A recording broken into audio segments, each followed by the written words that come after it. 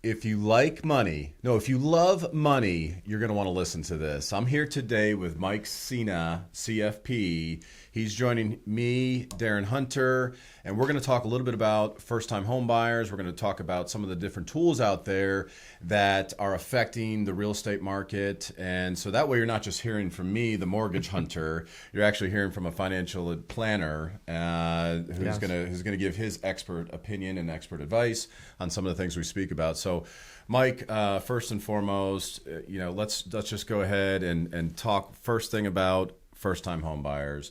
We've been sold for years and years about the American dream. Number one, is the American dream still even alive?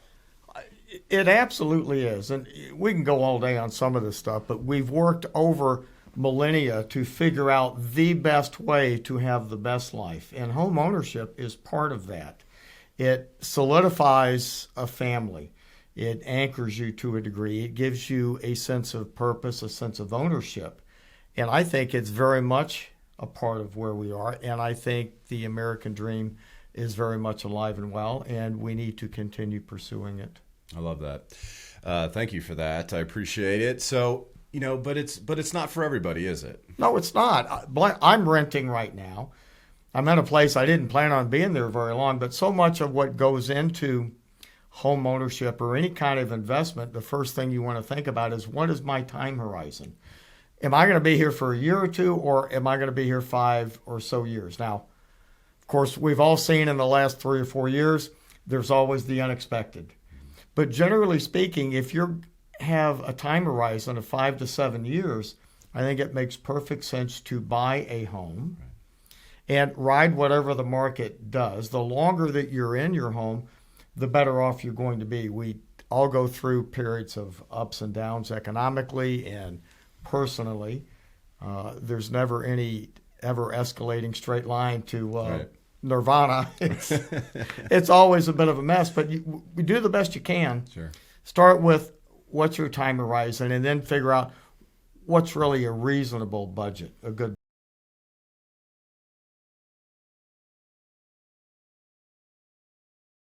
of home ownership. Right. What about timing? I mean, right now, obviously, we hear on a regular basis, this isn't a good time to buy. Affordability is a challenge, and I'm not denying that. Affordability is a challenge right now for a lot of folks. Yeah. But we're talking about trying to time the market. What do you say to that when not only are you trying to not only for timing the market on real estate, but also you're a CFP, so everybody wants to get in at the bottom, but that's not necessarily the way it works, is it? It's almost never. Nobody can time the market either bottom or top. Look, my crystal ball might be a little better than yours, might not be. You and I have talked before. There is a distinct housing shortage in America. That's more a political problem that hopefully will get resolved. But buying a home, it's a very personal decision. Sure. And all of these folks that are on TV, on the radio, they've got generally pretty good generic advice, but you need to take a look at you and yours first. What's your situation? What's your time horizon? What kind of budget do you have? Sometimes to a degree, do you feel lucky or not? But this idea of waiting, I can tell you, years ago, I had a business partner. We owned an IT business. We rented an office in Woodstock. We waited 10 years for that market to calm down. And we missed a lot of good opportunities. Sure. Yeah, I mean, how many people in our pipeline do I have that are been sitting on the sidelines for years waiting for the market to crash because their brother-in-law has told them that the market's going to crash, don't buy now. And what we've seen year after year is housing continue to appreciate. So, not only have they lost out on the appreciation, but they've also lost out on the fact that when you're paying a mortgage, you're paying interest, of course, but you're also paying your balance down. That is money that is going towards your asset side of your balance sheet. Am I wrong on that? You're absolutely right. And I will take it a little step further. A mortgage for many people and a personal home, it's very personal. It's intimate. And I kind of get the emotional side of it. From a financial perspective, I encourage all of my clients that have the cash flow, the income, get a 30-year mortgage, keep a 30-year mortgage. What you've got here is an appreciating asset that you're going to pay off with cheaper and cheaper dollars over time. Explain that. What do you mean by cheaper and cheaper and cheaper? Inflation is always with us. Now, we're kind of used to 2.5%, maybe 3% inflation. We're dealing in a 5 to 7% inflationary environment now. Inflation will always be with us to one degree or another, but as you go out farther in time, that kind of spread adds up between the appreciation on the value of your property and the depreciation of the dollar, the currency you're paying. From a financial point of view, this is strictly wonky propeller head stuff. Get the 30-year mortgage. And occasionally it will make sense to refinance. Not always. Again, time horizon, rates, where you are individually, financially. But yeah, I think having a mortgage, having equity in your home, letting it build over time, I hate to use the phrase piggy bank, but it's more of a piggy bank than an investment account. But there are ways to tap into that as you need it, and it's a wonderful legacy for kids, for charity, for whatever, 30 years down the road. Yeah, thank you for elaborating on that, because one of the mandates for the Fed is to maintain a 2% inflationary environment. So you hit the nail on the head, in my opinion. Cheaper dollars down the road, right? So because of that inflation that you're dealing with. Okay, so let's still focusing on the first-time home buyer portion of this. Talk to me explain a little bit about, it's my thought and it's my hope, it's my goal to educate folks to buy their house not as an investment, because as you've already pointed out, it's an emotional purchase. You're moving your family in there. You're creating, you're having children. They're going to school. You're taking them to the bus stop. You're creating all these memories, which is part of the overall wealth that you create, like generational memories, those type of things. But you also need to evaluate the situation as if you are an investor. Does that make sense, or can you maybe help me explain that to folks on what that means? Well, on I guess my level, the numbers always tell the story. What the interest rate, what you're buying for the home, what your mortgage payment's going to be, what your income is. But again, at home, it's an emotional investment more than a financial investment. If you want to invest in real estate, I think it's a wonderful way to generate wealth over time. It's got its own peculiarities to it, but home ownership it's kind of a hybrid, I would call, between an investment, financial, and an emotional family investment in yourself, your kids, your spouse, your life. Does that kind of help where you want to go? Yeah, I think so. I appreciate it. So if you're finding value in this video and you like what you hear, please do me a favor, make certain that you like it, you subscribe and follow along. If you have any comments, Mike or myself will be able to comment back and let you answer your questions. And if there's something else that you'd like for us to talk about, we can meet down the road and we can discuss even further. So please do me a favor and make sure you engage.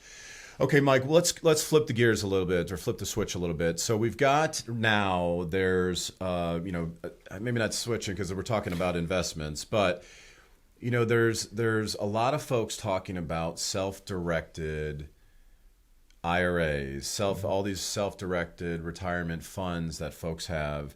And I've seen commercials. I've gone to a seminar just recently where it was a hedge fund, and they were encouraging folks to basically take their retirement funds to invest with them, which, listen, I don't know all the details of that particular investor. However, to me, that doesn't necessarily seem like the smartest idea.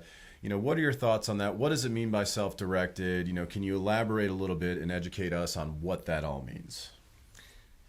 A self-directed IRA is an IRA with a specialized custodian, so to speak. So every investment account, to a degree, has a custodian wherever that money or those investments are held. And a self-directed IRA enables you to move IRA funds into an account that allows you to purchase investment real estate. But you know this, and a lot of people do not. There are certain advantages to owning investment real estate. One is capital gains tax treatment. The other is a thing called depreciation, which is a non-cash expense item that if you buy a property and it's got a 29-year lifespan, you get to deduct 1/29th a year. There's no cash out of your pocket, but you're building a fund to replace that property. All of that stuff disappears inside an IRA. Anything that comes out of an IRA is going to be taxed at ordinary income tax rates when you take the distribution. We never really know what tax rates are going to be. I know a lot of people think tax rates are going up, but if you look over the last 30 or 40 years, tax rates have done nothing but come down, but I doubt they're going to go down much farther. But the main thing is you're losing the specific tax advantages, and the biggest advantage to real estate, I don't want to get morbid here, but when you die, that property gets what's called a step up in basis. And your heirs get to inherit that property completely tax-free. So if you buy a piece of property at $10,000 and you hold it for 10 years, it's worth $100,000, and you pass away and leave it to your heirs, their new cost, so to speak, is $100,000. So they could sell it tomorrow with no tax whatsoever. IRA doesn't give you that option. It's always ordinary income coming out of an IRA. I'm going to say this, they will complicate your life. You know, my first and foremost job as a financial planner is to try to simplify people's lives. Self-directed IRAs are not simple. They're a pain in the ass. I hope I can say that. Absolutely. But they will complicate your life. You've got to hold funds in the IRA to pay the property taxes, to do the maintenance, There are other ways, happy to talk about, but there are ways you can use your IRA to help fund investment real estate personally. In other words, individually, outside of the confines of an IRA. And let's be honest, you know, if you are working as an executive or you have a blue collar job or you know, whatever industry you may be in, chances are you're not spending all of your time managing your portfolio. And if you're not watching over and managing your portfolio, there's a good chance that something gets missed, an opportunity is left on the table, or you know, you needed to make a move to eliminate some sort of risk, and it costs you money over time. I mean, you know, that's why you move forward with a financial planner. I mean, am I right? Generally speaking, yes, we do, you know, kind of self-servingly to a degree. I make money managing money, but the value in what I do is the planning, and that's very different and distinct from many financial advisors that are selling products or selling transactions on a commission basis. It doesn't matter what you're investing in, and there's lots of ways to make money, but you've got to have a basic knowledge of what you're doing. And then in most cases, you're going to get to a point that you're going to need to have some help, somebody that's all they do day in and day out, because we live in a complicated world, and it is by design. You can't know it all. You can't manage it all. And I want to go back to this notion of my number one objective is to try to simplify people's lives. And so many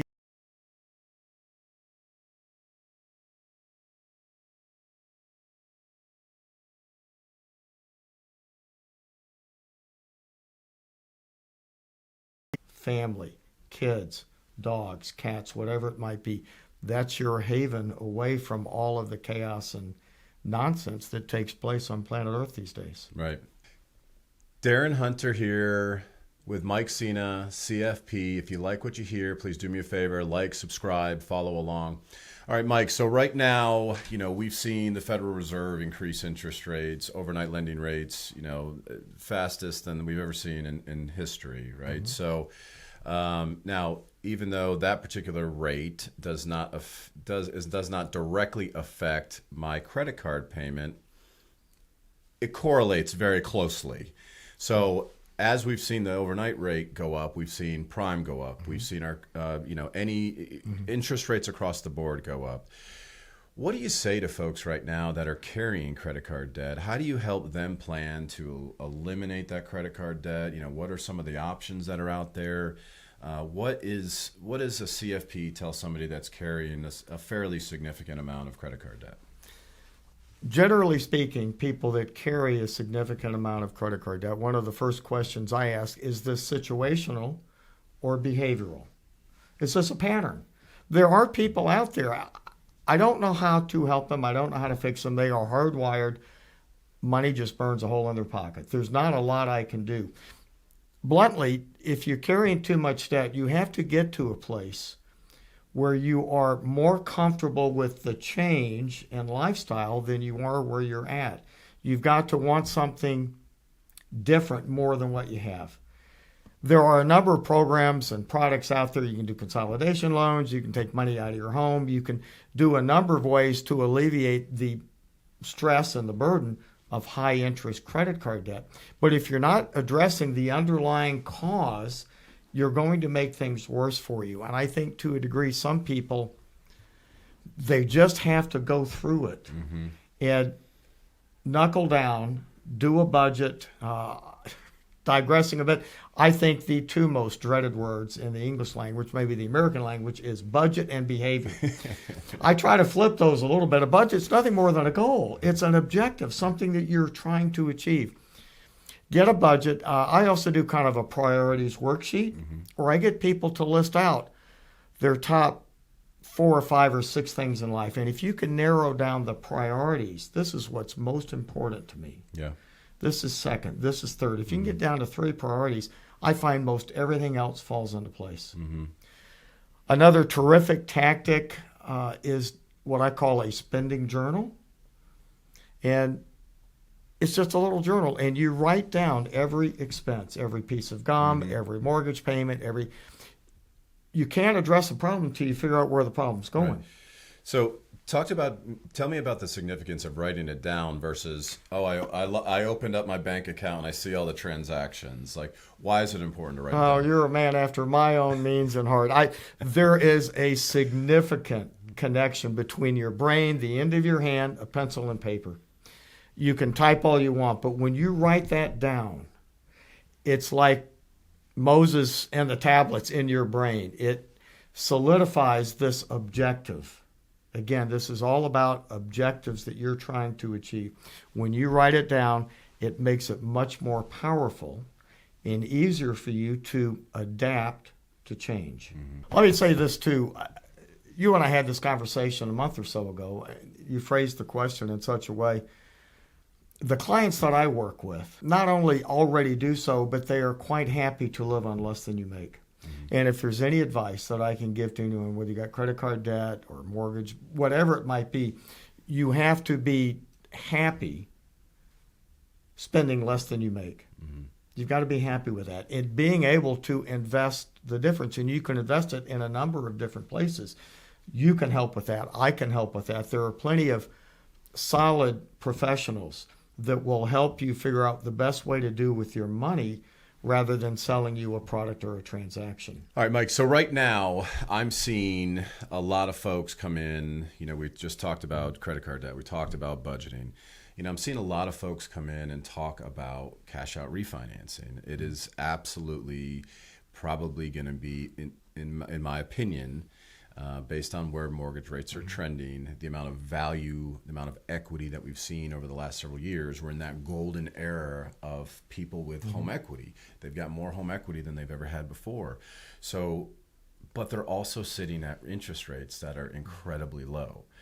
However, they've got a significant amount of credit card debt. So, we're having to compare and figure out, does this make sense to do a home equity line, to do a cash out refinance? What is the best way to restructure the debt? And you sort of touched on this too. The concern is if we pay off this debt and these credit cards are now open, are they just going to be filled up again? And how do we educate and what do we do? How do we change that mindset of folks to stop living, beyond their means? You mentioned that a lot of people are okay with it, and certainly there's plenty of people doing it, but there's a lot of people that are not. So, is there a rule that you would go by, or a piece of advice you can give to us to say, if you're increasing your monthly cash flow by a certain amount, or you're dropping your interest rate, what are some of the thoughts that you can share with us on when it makes sense to restructure the debt that you have? I'm going to go again. This is pretty individual, and a lot depends on the situation. There's a line that I have used in the past with clients, with prospects, with friends. Where you are right now is not forever. In some cases, it makes sense to refinance, get those credit cards paid off, right, and see where you are in a year or two. And in other cases, it does not make sense. A lot of it really has to do with the numbers, and it has to do with the emotion. But for people trying to get out of debt, for example, there's a fellow that I know who he needed a job. He found a job. He really didn't want the job, but what put him over the edge is like, this is not forever. This is for now. Imagine the stress relieved from your shoulders, from your wife's shoulders, from your kids' shoulders. You've got an extra paycheck coming in every month. Not forever. This is for now. So you want to try and take a look at what the next 12 to 18 months might look like for you, and accommodate what's pressing at the moment. If you're in significant pain, you probably want to do something about it. Right. But if you can change your behavior and do it on your own, well, that's kind of key. But in some cases, the expedient is better. It's very individual. You're probably a better judge of that. I am a better judge of that, depending on the conversation. But generally speaking, if you're not committed to living on less than you make, it's probably not a good idea to take money out of your home to put into credit cards. Credit cards are completely unsecured. Your home is not. That's true. Very true. What about, so last question before we wrap things up, home equity lines. We talked a little, mentioned it, just as right before your answer right there. What are your thoughts in general on home equity lines? Generally speaking, I love them. And again, it depends on the situation. But one of the probably second rules of financial planning is to have an emergency fund. Have a stack of cash for the everyday, because we all know life happens. The car breaks down, there's an illness, there's whatever it might be. And in many cases, you can use a home equity line of credit as an emergency fund. Maybe not the whole thing, but generally speaking, you want to have at least 3 months safe, accessible cash. And equity lines provide safe, accessible cash. And generally speaking, these emergencies, they're not life-changing events. This is something you need for 6 months. And so I think pretty much everybody should have an equity line of credit. What I will say, if you don't need it, get it now, because when you need it, it's going to be a lot harder. I couldn't agree with you more. I mean, that's what I've encouraged people to do is you may not need it right this second, but when you do need it, it's usually you needed it yesterday. Yes. So and the beautiful thing about home equity lines is you're only paying interest on what you actually used. So if you don't necessarily need the cash, you just have it open. It allows you to access that cash whether it's an emergency or another opportunity comes about, whatever the case may be, but you have access to it right there. So, Mike, first of all, thank you. Where can everybody find you? Well, everybody can find me at MikeSenaAdvisors.com. I'm on LinkedIn. I'm on Facebook. I'm around. Awesome. How long have you been in the business, Mike? About 12 years. Excellent. Interesting story, but yes, I love it. I have more fun with this than anything I've ever done. Well, we had fun with you today. We can't thank you enough. Happy holidays to you, sir. Thank you. We're going to have you back real soon because we got a lot more to cover. My name is Darin Hunter. This was another guaranteed interview, and we'll see you on the next episode.